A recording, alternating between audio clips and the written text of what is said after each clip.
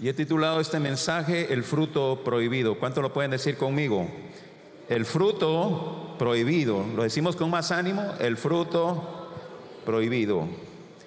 Estos pasajes nos hablan acerca de los orígenes del hombre, de la mujer y de toda la creación. En esta ocasión Dios ordena al hombre no comer del árbol del conocimiento del bien y del mal. Pero todos sabemos en la historia que Eva cedió a la tentación de la serpiente. Ahora, existe la pregunta que se hace en los ámbitos teológicos y filosóficos, y la pregunta es: ¿quién es el culpable de la caída del hombre? Y ante esta pregunta hay tres candidatos. Primero, la serpiente. La serpiente, dicen unos, es culpable por sus malas intenciones al tentar a la mujer para hacerla caer. Otros dicen, no es la serpiente, es el hombre por desobedecer. Sabía de la prohibición, pero aún así decidió desobedecer. Y el tercero es Dios. Otros dicen, el culpable es Dios, porque ¿cómo puso Dios el árbol prohibido al alcance del hombre? Y esto ha hecho pensar a muchas personas, porque nosotros como buenos padres no ponemos al alcance de nuestros hijos el peligro. Las hermanas en la cocina, si tienen niños pequeños, tratan de poner los cuchillos en un lugar donde los niños no alcancen, para que no se corten. Entonces muchos dicen, ¿por qué Dios puso el árbol prohibido al alcance del hombre? ¿No hubiera sido mejor ponerlo fuera de su alcance? Entonces, hermanos, tenemos que ver a la luz de la palabra de Dios quién es el verdadero culpable de la caída del hombre. Y tenemos que tomar ciertas consideraciones para determinarlo. Y quisiera leerles Génesis 2:9 en la Nueva Traducción Viviente, puesto que nos los presenta mucho más claro. Y dice: el Señor Dios hizo que creciera del suelo toda clase de árboles, árboles hermosos y que daban frutos deliciosos. En medio del huerto puso el árbol de la vida y el árbol del conocimiento del bien y del mal. Dios creó la tierra, ¿cuánto lo creen? Él creó todo. Pero la residencia del hombre no era una casa. La residencia del hombre era un huerto, el huerto del Edén, provisto con todo lo que necesitaba para vivir. No le faltaba nada. Es decir, el hombre tenía la libertad de recorrer la tierra sin restricciones. No había fronteras, no había limitaciones, pero su residencia, su casa, era el huerto del Edén. Ahí residía. Y lo primero que tenemos que considerar, que nos dice la Biblia, que Dios creó árboles hermosos. ¿Y por qué esto es importante? ¿Por qué esto es significativo? Porque cuando uno está rodeado de cosas hermosas, mejora significativamente su estado de ánimo. Amén. La belleza nos trae alegría, nos trae reposo. Por eso muchas personas, cuando quieren descansar, se van a la naturaleza, a disfrutar los bosques, la caída del sol o la salida del sol. Quieren ver la salida del sol, o mejor dicho, la caída del sol en el mar, ¿verdad? Y quieren ver la salida del sol subidos en una montaña. Y toda esa belleza trae paz, trae reposo. Entonces el hombre estaba rodeado de belleza. Y la palabra de Dios exalta la belleza. Proverbios capítulo 15, versículo 13 dice: el corazón alegre hermosea el rostro. Amén. El corazón alegre hermosea el rostro. De manera, hermanos, que el hombre estaba rodeado de belleza y estaba rodeado de bienestar, porque obviamente esos árboles emanaban también aroma delicioso. Puede imaginarse, hermanos, qué tranquilidad, qué paz, qué bendición había en el huerto del Edén. Tristemente, la caída afectó toda esta creación. Pero ahora, hermanos, tenemos que considerar que la belleza más importante es la belleza interna, más que la belleza externa. ¿Por qué? Porque cuando hay belleza interna, esa se va a expresar externamente. Y yo sé que usted está conmigo cuando digo de que es mejor estar con una persona que, aunque no sea muy bonita, pero sea bella internamente, es más agradable, ¿verdad? Que estar a la par de una persona con una cara bonita y con un carácter desastroso, insoportable. Entonces la belleza interna, hermanos, es la que nosotros debemos de buscar más. Amén. Así dice de la mujer. ¿La mujer qué? ¿La mujer qué? Proverbios 31. ¿Ah? No les entiendo.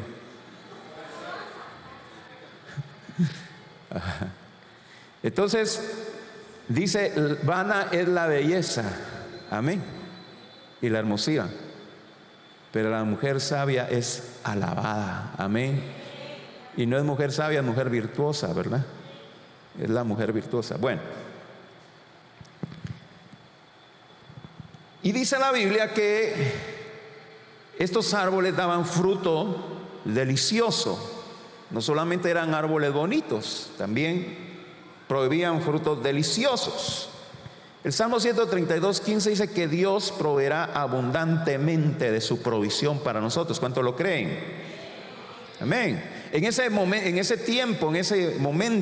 de la creación no se consumía carne, porque no había muerte, ¿verdad? No se mataban animales, no había caldo de gallina, y las frutas y los vegetales eran suficientes para dar sustento, para dar vida al hombre,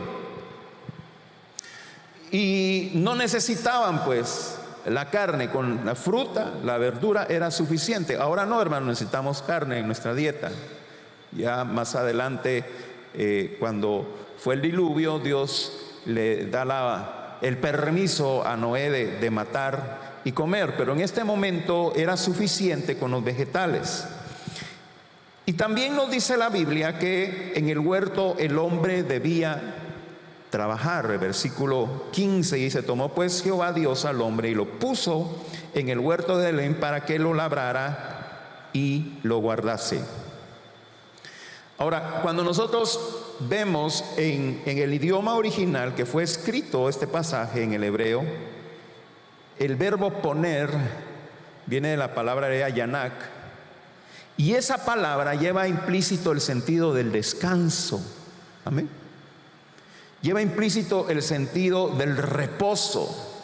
Yanak, puso Dios al hombre en el huerto. Entonces, en el idioma original, cuando dice Dios puso al hombre, lleva implícito para descanso, para reposo.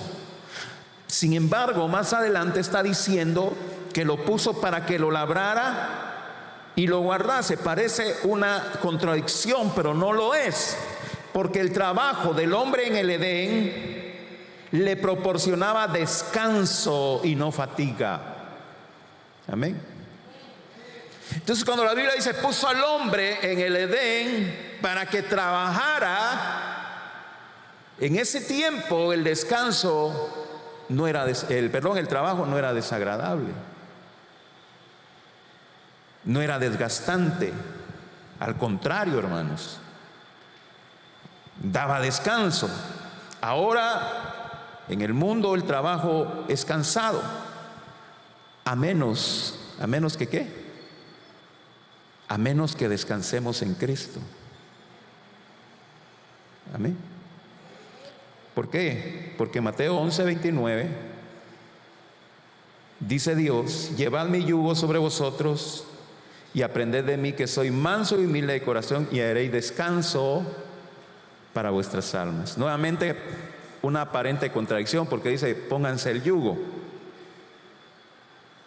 Y algunos de nosotros tuvimos la oportunidad de ver a los bueyes que les ponían yugo, y le ponían un madero atravesado a dos bueyes y jalaban una carreta. Y entonces dice el Señor: pónganse el yugo. Y eso es trabajo. Pónganse mi yugo, y cuando ustedes lo hagan van a encontrar descanso para sus almas. En Cristo Jesús hay descanso. Y no descanso del que vamos a estar tirados en una hamaca todo el día. Descanso en nuestras labores diarias. ¿Cuántos dan gloria a Dios? Amén. Entonces, hermanos, vemos que la caída del hombre contaminó con maldición todo, incluso el trabajo. Rápidamente, en Génesis 3:17 dice: y al hombre dijo: por cuanto obedeciste a la voz de tu mujer y comiste del árbol que te mandé diciendo: no comerás de él, maldita será la tierra por tu causa, con dolor comerás de ella todos los días de tu vida. Amén. El pecado trajo maldición a una actividad que ya se realizaba en el huerto del Edén. Y es importante que entendamos esto, hermanos, porque en alguna doctrina cristiana se cree que el trabajo es una maldición. El trabajo no es maldición. El trabajo es bendición. Es una actividad que ya se realizaba antes de la caída, pero la caída vino a traer maldición a todo, incluso al trabajo. Así que den gracias a Dios por su trabajo. En el Edén habían dos árboles especiales, y lo leímos ahí en el versículo 9: el árbol de la vida y el árbol del conocimiento del bien y del mal. El árbol del conocimiento del bien y del mal estaba prohibido, pero el árbol de la vida no. El hombre podía comer del árbol de la vida. ¿Por qué es esto? Porque no fuimos creados inmortales. El árbol de la vida estaba para que Adán y Eva no murieran. Ellos podían comer del fruto del árbol de la vida. Necesitaban el árbol de la vida y tenían acceso al árbol de la vida. La caída provoca que se restrinja el acceso al árbol de la vida. Cuando el hombre pecó, Dios los expulsó del Edén y dice: y puso ángeles para que guardasen y que no tuvieran acceso al árbol de la vida. Pero hay esperanza, hermanos, porque usted y yo vamos a tener acceso nuevamente a ese árbol, al árbol de la vida. Rápidamente, Apocalipsis 2:7 dice: el que tiene oído, oiga lo que el Espíritu dice a las iglesias: al que venciere, yo le daré de comer del árbol de la vida, el cual está en medio de el paraíso de Dios. Todavía está ahí. Todavía está ahí el árbol. Nos está esperando. Amén. Nos está esperando el árbol de la vida. Entonces, hermanos, de estos dos árboles, uno era permitido y el otro era prohibido. El árbol del bien y del mal no tenían permiso para comer de su fruto, mas del árbol de la ciencia del bien y del mal no comerás, porque el día que de él comieres ciertamente morirás. Entonces aquí viene la pregunta: ¿por qué Dios puso el árbol prohibido al alcance del hombre si estaba prohibido? ¿Amén? ¿Por qué? ¿Han visto ustedes quizá en algunas películas que han unos patojos que van a bañarse al río y de repente encuentran una malla y un rótulo dice: área restringida, prohibido el paso? No hay permiso para. Entonces, ¿qué hacen? Ponen una malla, ponen una pared. ¿Para qué? Para que no tengan acceso a lo que está prohibido. Y aún así, pues se brincan la pared o rompen la malla y se meten, ¿no? ¿Por qué Dios puso al alcance del hombre el árbol prohibido? Y aquí le voy a dar dos razones, hermanos. Le voy a dar dos razones. Primero, Porque Dios quiere que el hombre y la mujer le obedezcan voluntariamente. Amén. Dios no quiere obligarnos a hacer algo que nosotros no queremos. Entonces Dios le dice: Adán, no tienes acceso al árbol del bien y del mal, pero tienes la libertad de escoger si obedeces o no obedeces. Amén. Y en esto, hermanos, va implícito de que si Dios a nosotros nos da la oportunidad de escoger, es porque nosotros tenemos la inteligencia para hacerlo. Tenemos la conciencia, el razonamiento para hacerlo. Es decir, a un niño le prohibimos que no toque cosas peligrosas, pero el niño no tiene aún desarrollada su conciencia. A un jovencito de 15 y 16 años ya no tenemos que restringirle, porque él ya sabe. Si toca 2 cables eléctricos, se va a meter un buen golpe de electricidad. Él ya lo sabe, pero un niño de 5 años no ha desarrollado su conciencia, y por eso hay que restringirle. En este caso, Adán y Eva ya tenían desarrollada su conciencia. Es más, hermanos, se cree que la inteligencia de Adán y Eva en el huerto del Edén era superior a la inteligencia de todos los seres humanos. ¿Por qué? Porque el pecado vino a maldecir todo, incluso la inteligencia. De manera que Dios le dio acceso al árbol prohibido, porque Dios esperaba que Adán y Eva le obedecieran voluntariamente. La gente quiere que Dios intervenga deteniendo a los malvados. ¿Y dónde está Dios? Dicen cuando hay guerra. ¿Y dónde está Dios cuando hay algún atentado terrorista? Cuando niños mueren. ¿Y dónde está Dios? Y Dios quiere que intervenga en la voluntad de los malos, pero no quieren que intervenga en su voluntad. Amén. Señor, detenga a los malos, pero no me detengas a mí de hacer lo malo. Es una doble moral, ¿verdad, hermanos? Ahora, ¿por qué es esto? Porque la gente cree que son buenos y que no necesitan que Dios intervenga en sus decisiones. Pero los otros sí son malos y quieren que Dios intervenga en sus decisiones, en sus acciones. En las mías no, porque yo soy bueno, en las de aquel sí.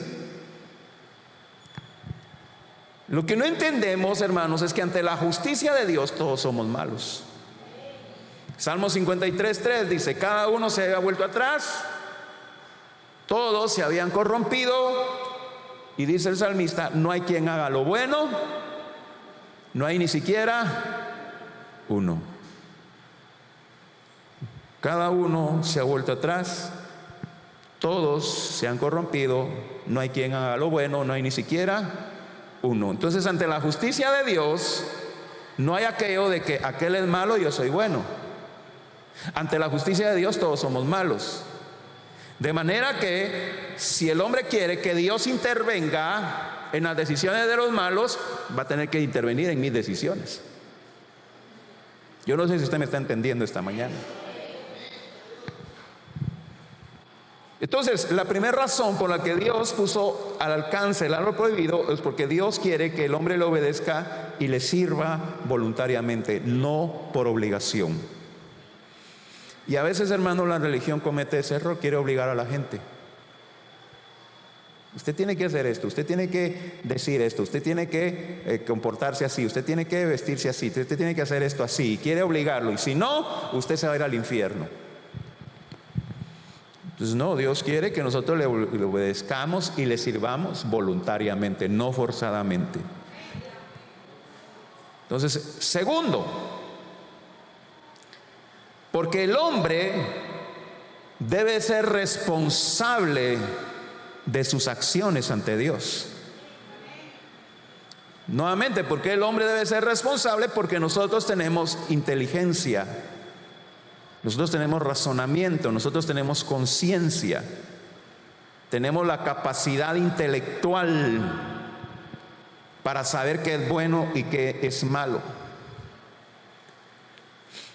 Entonces el apóstol Pablo nos aclara esto en Romanos 2, versículos 14 y 15, hablando de las personas que en aquella época no tenían la ley de Dios, no conocían a Dios. Entonces Pablo dice: por cuanto los gentiles que no tienen ley hacen por naturaleza, escúchame bien, hacen por naturaleza, porque ya está en nuestra conciencia, lo que es de la ley. Estos, aunque no tengan ley, son ley para sí mismos. Versículo 15, mostrando la obra de la ley escrita, ¿dónde? En sus corazones, en nuestra conciencia, dando testimonio a su conciencia y acusándoles o defendiéndoles sus razonamientos. Es decir, en nosotros, hermanos, por naturaleza está la ley de Dios, que es bueno y que es malo. Entonces, antes que viniera Cristo, que la gente, los israelitas vivían por la ley, habían culturas que no conocían la ley de Dios. Al menos este lado del mundo, en América, no conocían la ley de Dios. Pero entonces dice Pablo, pero la tienen en sus corazones. Saben que es bueno, que es malo. Hermano, la gente se pregunta, ¿por qué hay leyes universales en todo el mundo? Por ejemplo, ley contra el asesinato. ¿Por qué sabemos todos que es malo matar a otro ser humano? Porque es una ley natural, escrita en nuestros corazones por Dios. ¿Por qué en todas las culturas del mundo está en la ley no robar? Porque es una ley escrita en los corazones. Y en todas las culturas, en todo ser humano en el mundo, sabe que tomar que algo que no le pertenece es malo, es robar. Se lo dicta su conciencia. Entonces, Dios le dio la capacidad al hombre de tomar sus decisiones. Si el hombre decide desobedecer a Dios, es responsable de tomar la decisión de obedecer. Amén. No es que Dios lo forzara, Él es responsable de obedecer.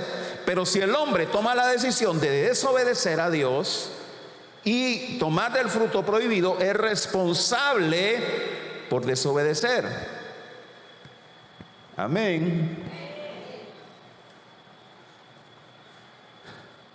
Dios no obliga a nadie a amarle y a obedecerle. Lo hacemos, amamos y obedecemos a Dios cuando comprendemos el precio que Él pagó en la cruz por nuestros pecados. Amamos y obedecemos a Dios cuando entendemos nuestra condición de pecado, cuando el Espíritu Santo ilumina nuestra mente. De manera que el árbol prohibido es símbolo del libre albedrío que tiene el hombre. Y sirvió para evaluar si el hombre amaba y obedecía a Dios voluntariamente. Entonces, ¿cuál es la conclusión, hermanos? ¿Quién es el culpable de la caída? El único culpable es el hombre. No es la serpiente, porque la serpiente le puso la tentación a Eva. Es más, la serpiente no tiene manos como para haber agarrado el fruto y decir, pruébalo, hombre, está rico. No, fue Eva la que levantó la mano, cortó la fruta del árbol, y fue Eva la que se la llevó a su boca, quien la mordió y así desobedeció. Entonces no fue la serpiente. La serpiente no le amarró las manos y la obligó a comer la fruta, no, voluntariamente. No es Dios. No es Dios el culpable, porque Dios le dio al hombre la capacidad intelectual, le dio al hombre el libre albedrío, le dio al hombre el razonamiento para que entendiera qué es bueno y qué es malo. Dios podría obligarnos porque Él es el dueño de todo, pero no lo hace. Él respeta nuestras decisiones.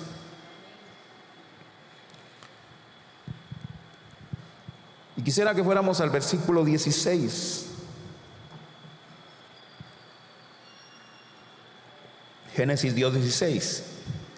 Y mandó Jehová Dios al hombre diciendo: de todo árbol del huerto podrás comer.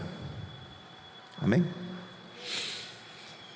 Adán y Eva tenían acceso a todo en el Edén. No había restricciones. Tenían acceso a todo. A todo lo que le pertenece a Dios. Amén. Porque desde el principio todo lo que existe le pertenece a Dios. Usted ha leído el Salmo 24:1. De Jehová es la tierra y su plenitud, el mundo y los que en él habitan. Amén.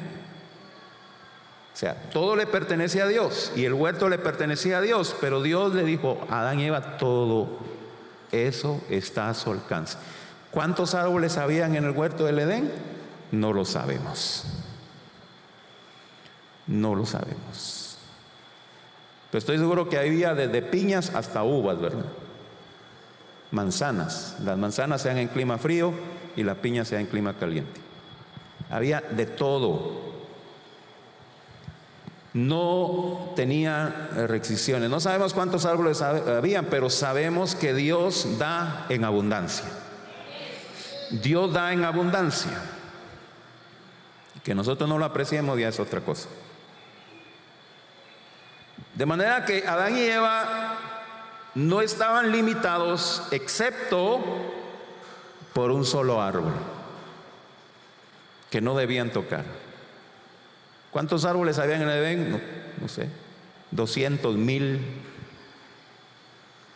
2,000, no sabemos cuántos árboles habían en el Edén, pero habían muchos árboles, habían muchas opciones, pero solo uno de esos cientos de árboles, solo uno no podían tocar. ¿Qué nos enseña esto, hermanos? La libertad del hombre siempre va a estar restringida a lo que es correcto. Amén. No confundamos libertad con libertinaje. La libertad siempre va a ser restringida a lo que es correcto. El apóstol Pedro lo presenta de esta manera en 1 Pedro 2:16. Como libres, dice, pero no como los que tienen la libertad como pretexto para hacer lo malo, sino como siervos de Dios. Amén. Tenemos libertad, hermanos, pero la libertad que nosotros tenemos va a estar restringida a lo que es correcto. La libertad no es pretexto para ofender, para lastimar a nuestro prójimo. Dice el apóstol Pablo en 1 Corintios 8:9: pero mira que esta libertad vuestra no venga a ser tropezadero para los débiles.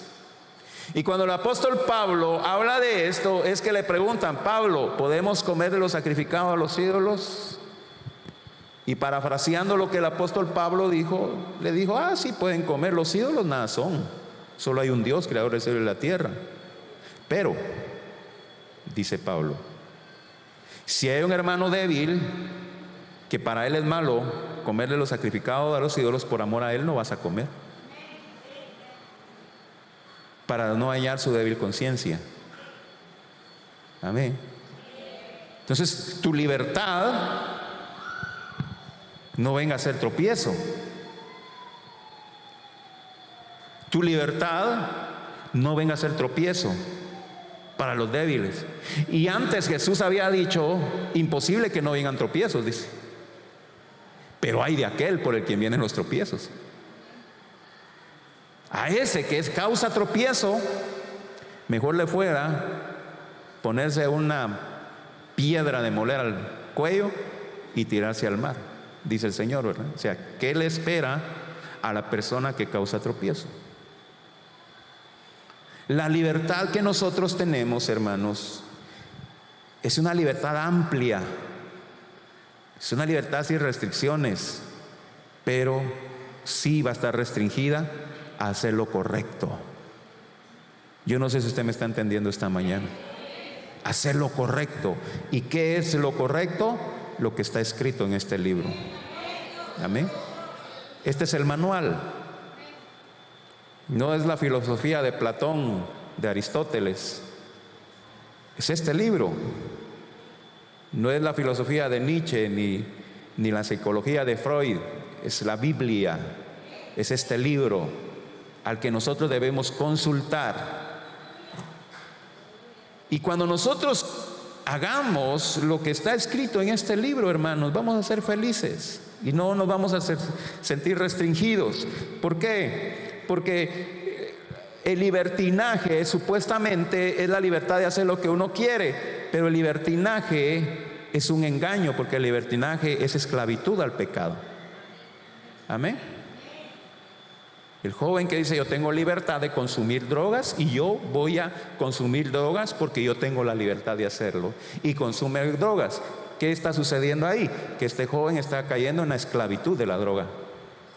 Es un engaño el libertinaje.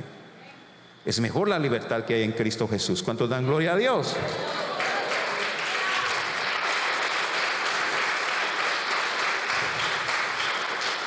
Entonces el árbol es el árbol del bien y del mal. Muy bien. Pero ¿por qué Dios, el árbol del conocimiento del bien y del mal? Pero ¿por qué Dios no quería que tuvieran conocimiento del bien y del mal? Ellos ya tenían el conocimiento del bien, porque conocían a Dios, y Dios es todo lo bueno. Lo que no tenían ellos es el conocimiento del mal. Pero ¿por qué se les restringe el conocimiento del mal? Y no es que Dios no quiere que nosotros tengamos conocimiento. ¿Sabe qué es lo que pasa? Mire para acá. Lo que pasa es que hay conocimiento que trae dolor. Amén. ¿Me está entendiendo? Hay conocimiento que trae dolor. Salomón lo presenta de esta manera en Eclesiastés 1:18. Porque en la mucha sabiduría hay mucha molestia, y quien añade ciencia añade dolor. Amén. No estoy diciendo que vivamos ignorantes, hermanos, no. Pero sí estoy diciendo que hay cosas que no nos conviene saber. Escúchame bien, hay cosas que no nos conviene experimentar, porque trae dolor. Varones, ¿cuántos dicen amén? Varones, bueno, también mujeres, ¿verdad? No les conviene experimentar el adulterio.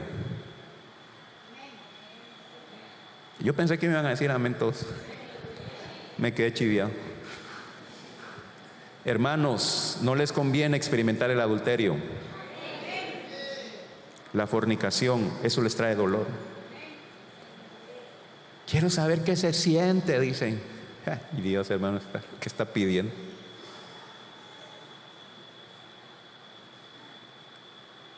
Tres, 4, 5 minutos de placer les va a traer una vida de dolor. Hermanos, no les conviene experimentar los vicios. Les va a traer una vida de dolor. Amén. Hay conocimiento que no nos conviene. Nos va a traer dolor. A los jóvenes, para inducirlos a la droga, le dicen: es que se siente que uno va volando en las nubes. Es que se siente que lo máximo.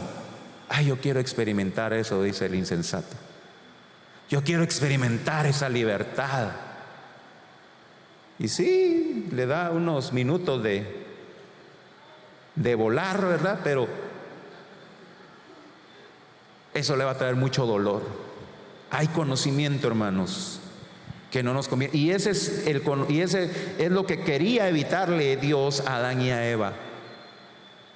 Porque mire, el conocimiento que obtuvieron Adán y Eva les trajo temor y vergüenza. El conocimiento que obtuvieron por comer del fruto del árbol del bien y del conocimiento del bien y del mal les trajo temor y vergüenza. Génesis capítulo 3 versículos 9 y versículo 10 les dice la Biblia: mas Jehová Dios llamó al hombre y le dijo: ¿dónde estás tú? Estaban escondidos porque tenían miedo. Versículo 10: y él respondió: oí tu voz en el huerto. ¿Y qué dice? Y tuve miedo. No sabían ellos que era el miedo.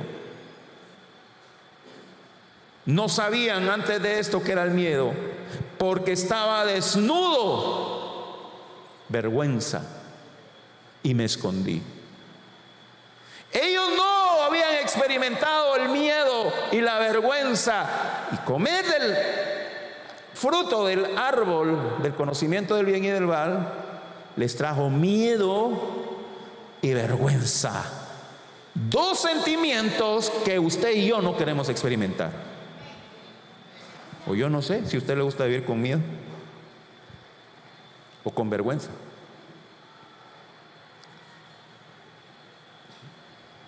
Hay conocimiento que a nosotros no nos conviene. Pero también, hermano, vemos en esto que todo le pertenece a Dios y que Dios permite que nosotros usemos y disfrutemos lo que Él ha creado, que lo trabajemos, que lo administremos bien. Somos administradores de todo lo que existe, somos responsables de la creación. Por eso, hermanos, miren, realmente se lo digo con toda sinceridad: no seamos nosotros partícipes de andar ensuciando las calles, andar ensuciando los ríos, andar ensuciando la tierra. No seamos partícipes de eso. ¿Por qué? Porque vamos a dar cuenta de eso. Nosotros somos administradores de todo lo que Dios ha creado. Amén.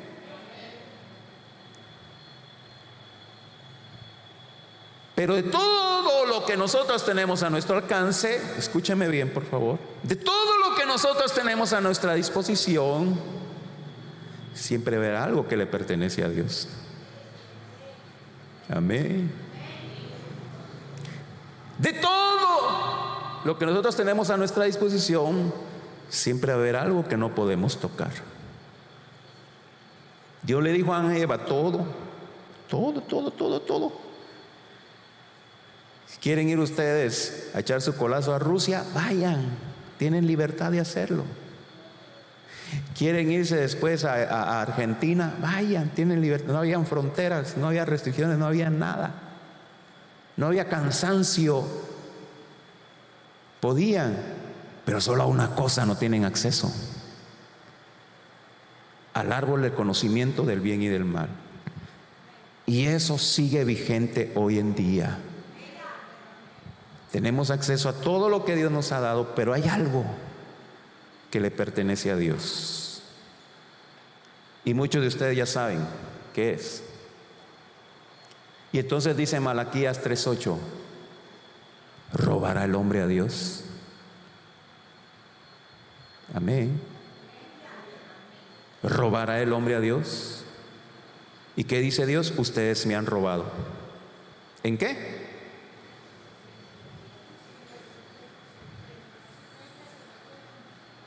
Ya se lo pusieron ahí. Amén. No lo digo yo, lo dice la Biblia. Pero vamos a dejarlo ahí porque a veces unos se caldean conmigo cuando hablo de esto. Entonces, hermanos, entendemos que el árbol del conocimiento del bien y del mal no tenía ningún conjuro mágico. El árbol del conocimiento del bien y del mal no tenía ninguna posesión demoníaca. El árbol del bien y el conocimiento del bien y del mal era parte de la creación de Dios, y dice que la Biblia que todo lo que Dios creó era bueno. El problema entonces no estaba en el fruto, que por cierto, hermanos, no es como muchos dicen, era una manzana. No, saber de dónde se sacaron eso. No se sabe qué fruta era. Posiblemente no existe esa fruta hoy en día, no sabemos. El problema, que la maldición vino, ¿por qué? Por la desobediencia. Por la desobediencia. Aquella época, hermanos, de los años 80, ¡ay Dios! ¿Qué época de los años 80, cuando papá y mamá nos prohibía, verdad? No se vayan a comer los panes antes del almuerzo. Y venía uno desobediente y se lo comía. Entonces venía mamá o papá y ¡fa! ¿Cuál fue el problema? ¿Haberse comido el pan? No, la desobediencia. La desobediencia. Y eso es lo que Dios nos pide a nosotros hoy día, obediencia. Y el famoso versículo de 1 Samuel 15:22, ya ese versículo ya está desgastado. Samuel dijo: se complace Jehová tanto en holocaustos y víctimas, como que se obedezca a la palabra de Dios. Ciertamente el obedecer es mejor que los sacrificios, y prestar atención que la grosura de los carneros. ¿Qué quiere Dios de nosotros? Sacrificios. ¿Qué quiere Dios de nosotros? Que nos golpeemos la espalda con un látigo, que caminemos de rodillas. No, Dios no quiere eso. Él quiere de nosotros obediencia. Eso es lo que le pidió a Adán y a Eva, obediencia. No coman del fruto prohibido, obedezcan. Pero Dios no nos va a obligar a obedecerlo. Adán y Eva solo debían cumplir un mandamiento, solo uno. Solo un mandamiento. Ahora nosotros estamos rodeados de mandamientos y estamos rodeados de leyes. Y por eso hay licenciados en leyes, porque son muchas leyes, hermanos. Y no solamente las leyes locales, hay leyes internacionales, ¿verdad? Y ellos solo tenían una ley: no comer. Pero cayeron en la tentación, desobedecieron, y eso trajo dolor y muerte a la humanidad. Pero hay esperanza, porque Cristo vino a corregir eso. El Señor fue sometido a tentación como Adán y Eva. Mateo capítulo 4 nos muestra la tentación de Jesús. Pero Él venció por amor a nosotros, para hacernos partícipes de su victoria. La pregunta entonces: ¿quién es el responsable de la caída? El hombre. Entonces, hermanos, el primer paso para una genuina conversión, escúchame bien, el primer paso para una genuina conversión es reconocer nuestra culpa. El primer paso para una genuina conversión es reconocer que somos pecadores.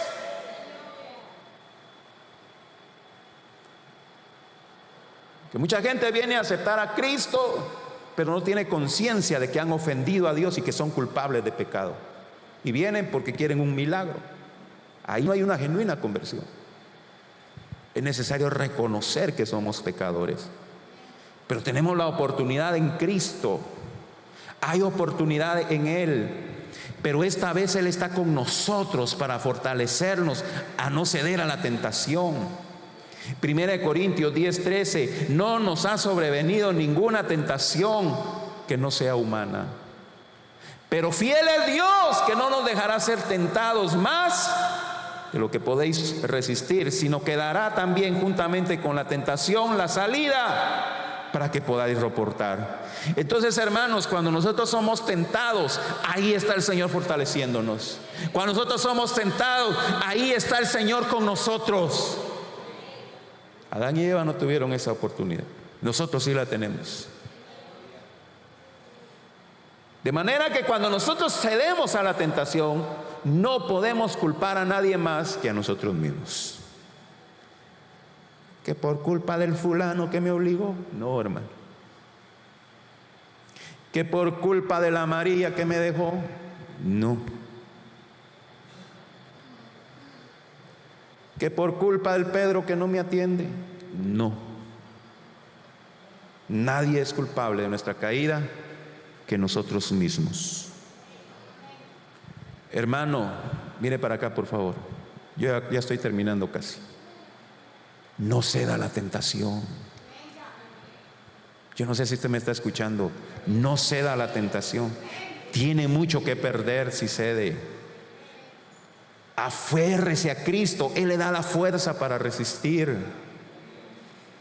El apóstol Santiago, capítulo 1, versículo 12, lo presenta de esta manera: bienaventurado el varón y la mujer que soporta la tentación, porque cuando haya resistido la prueba, recibirá la corona de vida que Dios ha prometido para los que le aman. Resistir a la tentación nos conviene. Hay recompensa de parte de Dios. Pero tristemente nosotros pecamos, sin excepción alguna. El rey Salomón, cuando dedicaba el templo en su oración en 1 Reyes capítulo 8, dice: porque no hay hombre que no peque. Así dice la Biblia. 1 Reyes capítulo 8, versículo 46 dice: no hay hombre que no peque.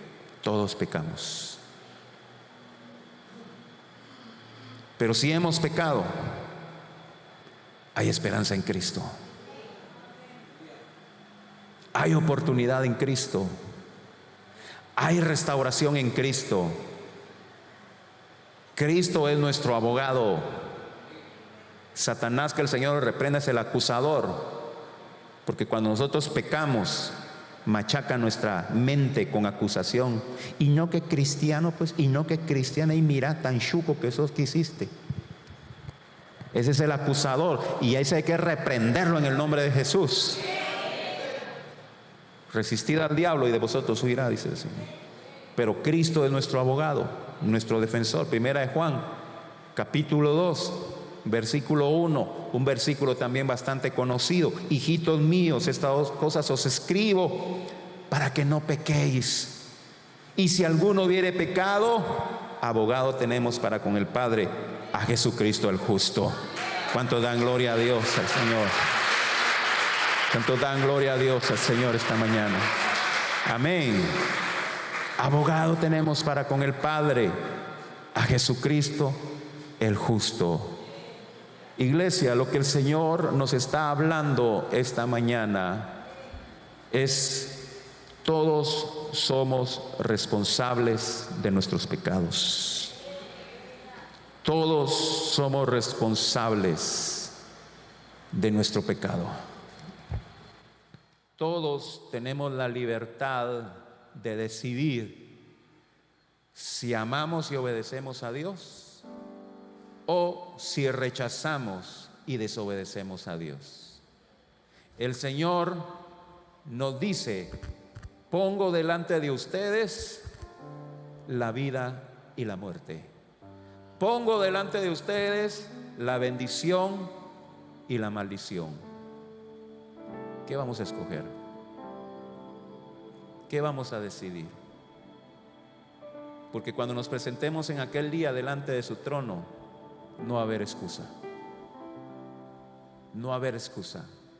Hoy se predica el Evangelio. Hoy se predica la palabra de Dios. Hoy se advierte. Hoy se anuncia la esperanza y la salvación en Cristo Jesús.